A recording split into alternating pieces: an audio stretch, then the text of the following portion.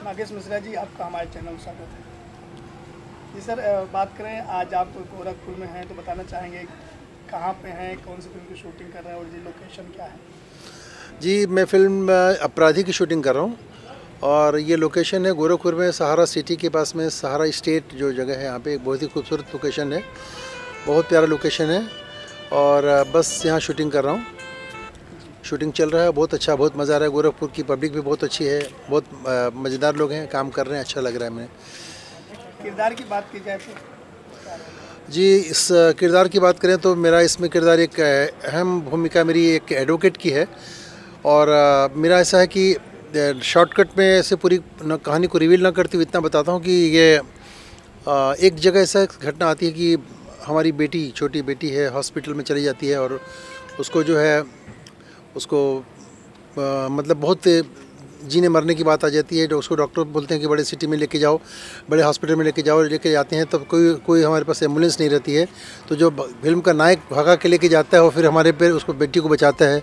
फिर उनके एहसान रहते हैं हमारे ऊपर, फिर उनको मैं बचाता हूँ, मैं उनकी बेल लेता हूँ, उनको कोर्ट से निकालता हूँ, फिर ये कहानी रिवील होती है। तो बड़ी मनोरंजक कहानी है, कई 2-3 लेयर में ये इसका कहानी का जो पर्दाफाश होता है। एक सस्पेंस थ्रिलर है ये, तो मज़ा आएगा पूरा। मतलब इतना गारंटी देता हूँ कि दर्शक आप सिनेमाघर से उठ नहीं पाएंगे। अगर आप यूट्यूब पे देख रहे हैं या घर में भी देख रहे हैं, किसी भी चैनल पे, OTT प्लेटफॉर्म पे भी देख रहे हैं आप, तो आपको उठने का मौका फिल्म नहीं देगी, ये मेरी गारंटी है।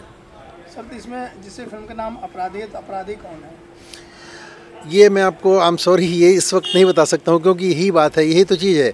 अगर हम ये बता देंगे तो फिर मज़ा रह जाएगा। तो अच्छा, मज़ा लेने के लिए, असली मज़ा लेने के लिए आप हमसे मत पूछें इस बात को, बस यही सोचें कि अपराधी कौन है और कहानी का यही जिस्ट है कि अपराधी कौन है। ये देखिए, फिल्म के अंत में आपको मालूम पड़ेगा कि अपराधी कौन है। तो ये समाज पे क्या संदेश जाएगा या क्या जो है जागरूक करने के लिए मैसेज होगा या क्या खुलासा होगा या क्या होगा अपराधी के? इस कहानी में सबसे बड़ी एक बात, इसमें हमने एक बड़ा ही अच्छा मैसेज दिया है।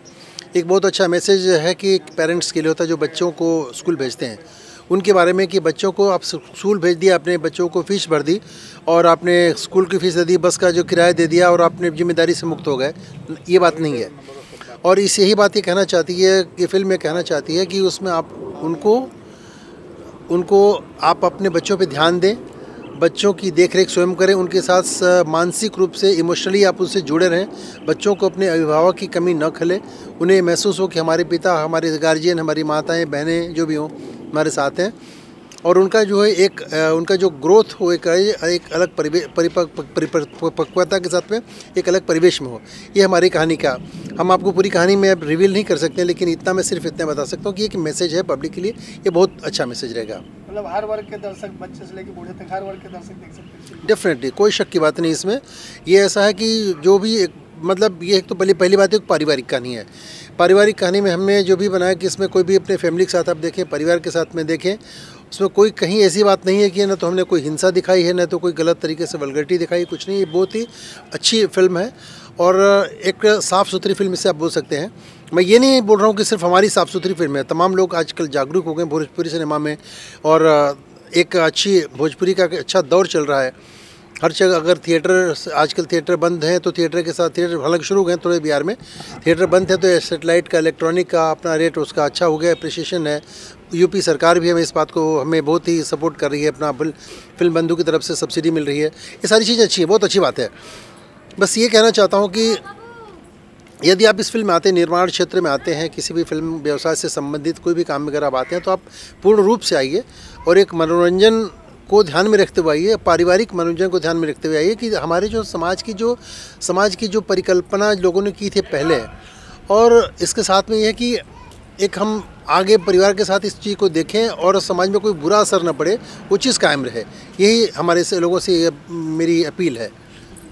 फिल्म के हीरो खेसारी जी हैं, जिन्हें सुपरस्टार, हिट मशीन और अभी नया नाम मिला है बिहार का रजनीकांत जी। उनके पोस्टर को उनके फैंस ने दूर से नहलाया था, ये फिल्म रिलीज हुई चोरी। क्या कहना चाहेंगे? बड़ी अच्छी बात है, शुभकामनाएं हैं। सिर्फ खेसारी जी को नहीं, हम सबको शुभकामनाएं हैं, पूरी जनता को शुभकामनाएं हैं और मैं चाहता हूँ कि ऐसी बातें हों जो कि हम एक बार सुना करते थे साउथ में कि वहाँ पे रजनीकांत की को ऐसा दूध उनका कटआउट को नहलाया गया। एक बार मैं स्वयं अपनी आंखों से देखा कि एक बार फिल्म के प्रमोशन में मैं कर्नाटक गया था, बेंगलोर में। फिल्म का नाम था चिल्वे निन्न नोडल, 2010 की बात कर रहा हूँ।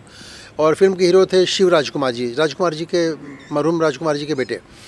तो उस समय वहाँ पे मेरे सामने की बात है कि मतलब एक जिस दूरी को हम 10 मिनट ये 5 मिनट में चल सकते हैं, उस दूरी को हमने 45 मिनट में गाड़ी से हमने तय किया। तय करना पड़ा लोगों की भीड़, लोगों का हुजूम, लोगों का प्यार, और जिस तरीके से लोगों ने अपनी हमारे ऊपर मतलब दिखाया और दूध से कटआउट को नहलाया, लोगों की मतलब भावनाएं बयान नहीं कर सकते, शब्द कम पड़ेंगे।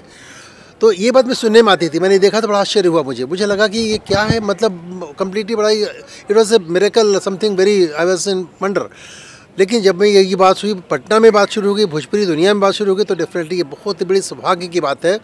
और सिर्फ खेसारी लाल जी नहीं, मैं बता सारे हमारे भोजपुरी के जो तमाम जो हीरो हैं, जो हीरो कुछ नए हीरो आ रहे हैं, जो आने की सोच रहता है, सबके लिए बड़ा शुभ संदेश है। और आप देख भी रखिए हमारे भोजपुरी में starrer, non starrer, multi starrer, हर तरीके की फिल्में बन रही हैं। संगीत भी कहाँ से कहाँ पहुँच रहा है। और आपको भी मालूम होगा कि ये विश्व की सेकंड बोली वाली जाने वाली भाषा है भोजपुरी। तो हमें उम्मीद है और जो चल रहा है कि भोजपुरी एक बहुत जल्दी ही विश्व के पटल पे एक अपना स्थान ऐसे अंकित कर देगी जो कि कभी मिटने वाला नाम नहीं रहेगा। सर, अब भोजपुरी की बात हो रही है कि भोजपुरी हिंदी के बाद बड़ी जो है देश विदेश में 35 कंट्री है ओवरसीज में जो भोजपुरी बोलती है। ऐसे में जो लोग, कुछ तथाकथित लोग हैं जो भोजपुरी सिनेमा नहीं देखते हैं, भोजपुरी फिल्मों से कोई लेना देना नहीं होता है, कुछ छोटे छोटे एल्बम जो व्यावसायिक नहीं है, बस ऐसे ही मनोरंजन के लिए एल्बम बना देते हैं, उसमें इतना वल्गैरिटी अलग तरीके से पेश करते हैं। उस एल्बम के गानों को देख करके लोग फिल्मों पे उंगली उठाते हैं, भोजपुरी फिल्में ऐसी हैं, भोजपुरी फिल्में ऐसी हैं, अश्लील हैं, फूहड़ते हैं, ऐसा वैसा। उनको क्या जवाब देना चाहेंगे? देखिए, इंसान को हंस का स्वभाव रखना चाहिए। सार को गही रहे थोथा दे उड़ाए, रहीमन ऐसा दीजिए जैसे सूप सुहाए। मतलब क्या है ना कि मतलब जैसे हंस जो है दूध पी लेता है, पानी छोड़ देता है। समाज में गंदगी जो है, कुछ लोग ये होता रहेगा, हम उनको रोक नहीं पाएंगे। तथा कि जैसे क्राइम है, अपराध होता रहेगा। जब बुराई है तो अच्छे लोगों की कदर होती है। मैं नहीं बोलता हूँ कि मैं इस बात को बुरी को अप्रिशिएट नहीं करता हूँ, बुराई करो, परंतु जो चीज़ आपके हाथ में नहीं कर सकते तो नहीं कर सकते, अब क्या करेंगे। ये चीज़ है कि कुछ लोग जो करते थे, जब बहुतायत में जब फिल्में आने लगेंगी तो उनको भी अपनी गलती का एहसास होगा। जो ऐसा कर रहे हैं कि वो उसी को एक मापदंड मान के चल रहे हैं कि नहीं भोजपुरी की परिभाषा ही यही है, वल्गैरिटी है, तो उनका मैं बहुत ही जल्दी उनको दोष नहीं देना चाहता हूँ मैं, क्योंकि उनका मानसिकता की भी बात नहीं कर रहा हूँ। उनको ये बोलना चाहता हूँ कि एक इमेच्योर डिसीजन जो उनका है कि किसी फिल्म को देख करके पूरा मान लिया कि भोजपुरी समुदाय यही है, नहीं, ऐसा नहीं है। आप जब उसको आगे फिल्में देखेंगे, जब हम देखने का जब प्लेटफॉर्म से हम तैयार करेंगे, जब हम थिएटर्स में आएंगी फिल्में, OTT प्लेटफॉर्म्स पे आएंगी, सीरियल चैनल्स पे आएंगी, सारी चीज़ फिल्म आपको देखने का मिलेगा। तो जब आप देखने को मिलेगा, एक बार आप देखेंगे तो आपकी विचारधारा स्वयं ही बदल जाएगी। और फिल्म जब आप बार देखेंगे, अच्छी चीज़ें देखेंगी, तो आपको लगेगा कि कौन क्या था और कौन क्या है, तो आपकी धारणा बदलने में देर भी नहीं लगेगी। और ये मेरी शुभकामना है अपने भोजपुरी समाज को कि ऐसी घटना, ऐसी परिस्थितियों का बदलाव जल्द से जल्द हो। अब बात करें अपराधी की, जिस फिल्म की शूटिंग चल रही है, किस तरह से मेकिंग हो जी, रही है, और जो फिल्म के डायरेक्टर शेखर शर्मा जी समय समय पे एक अच्छी भोजपुरी फिल्म देते हैं दर्शकों, जी, क्या कहना चाहेंगे? ये शेखर जी के बारे में जितना कहूँ कम है। शेखर शर्मा जी के साथ ये मेरी तीसरी फिल्म है, और इस फिल्म में सबसे पहली फिल्म इनके साथ मैंने की थी मुकद्दर, जिसमें उन्होंने मुझे एक कैरेक्टर दिया था, मूसा भाई का रोल दिया था। मुकद्दर में एक अलग ही लुक, अलग कैरेक्टर, और आज भी मुझे लोग उस नाम से याद करते हैं, जानते हैं, और बड़ा खुश होता हूँ, मुझे प्रसन्नता मिलती है कि एक कैरेक्टर को लोग पहचानते हैं। उसके बाद सेकंड मैंने एक दूसरी फिल्म की थी समय के अभाव में बहुत लंबा काम तो नहीं कर पाया, फिल्म का नाम था बागी। लेकिन जो भी इतना कम समय में काम दिया, उसमें मेजर का रोल था मेरा, तो इसमें भी एक बहुत ही मतलब अविस्मरणीय ऐसा रोल उन्होंने दिया कि पूरी फिल्म में मैं चाहे हूँ, भले मैं काम कम किया, लेकिन टेक्नोलॉजी की मदद से ऐसा हुआ है। और ये मेरी इनके साथ तीसरी फिल्म है। हालांकि फिल्में तो बहुत कर चुका हूँ, लेकिन शेखर जी के साथ में मेरी तीसरी फिल्म है अपराधी में भी बड़ा ही एक गहरा, मतलब एक गंभीर रोल दिया है इन्होंने। कि इनके साथ में सबसे बड़ी खास बात की कि हर कैरेक्टर, जो भी कैरेक्टर है, हर कैरेक्टर एक फिल्म का एक पिलर है। अगर वो कैरेक्टर नहीं है तो फिल्म अधूरी हो जाती है। तो आप इसको बोल सकते हैं कि जो भी कास्टिंग है, जो भी कैरेक्टर हो, जो कहानी लिखी गई है, हर कहानी की, हर कैरेक्टर की एक बुनियाद है, और उसका एक अपनी सोच है, अपनी वजह है, और अपना एक जस्टिफिकेशन है। आप उसे हटा नहीं सकते। अगर हटा जाते तो चीज़ें खड़ी नहीं हो सकती। तो मैं बात आता हूँ, आपने पूछा का प्रश्न ये था कि शेखर जी के बारे में, तो शेखर जी के बारे में ये इस तरह की कहानी लिखना या लिखवाना अपने आप एक बहुत बड़ी मतलब एक अपने आप में एक उपलब्धि है। प्रथम नंबर एक बात।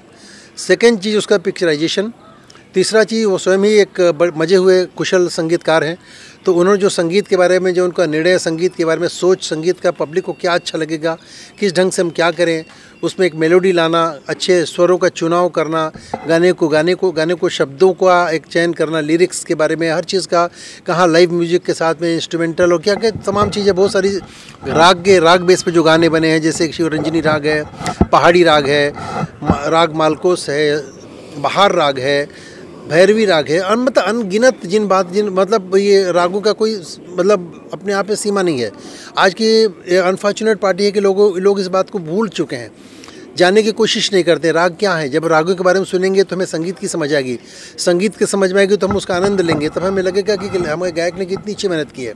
तो शेखर जी का जो उनका जो अप्रोच है गानों के बारे में, और जो एक वादी संगीत के बारे में, जो गाने के बारे में जो अप्रोच करता है, डेफिनेटली भले वो एक कहानी स्क्रिप्टिंग जो होती है, स्क्रिप्ट, डायलॉग्स, स्क्रीन प्ले, जो सारी चीज़ें होती हैं, इन चीज़ों का चयन परफेक्शन उनके साथ में जब चीज़ होता है और पिक्चराइजेशन पूरा ढंग से होता है, तो समझिए कि सोने में सुहागा बन जाता है और उसमें 4 चांद लग जाते हैं, और वही 4 चांद आपके जब दिल में उतरता है तो आप उस फिल्म को वाह वाह करके उठते हैं। तो ये हमारी उपलब्धि है।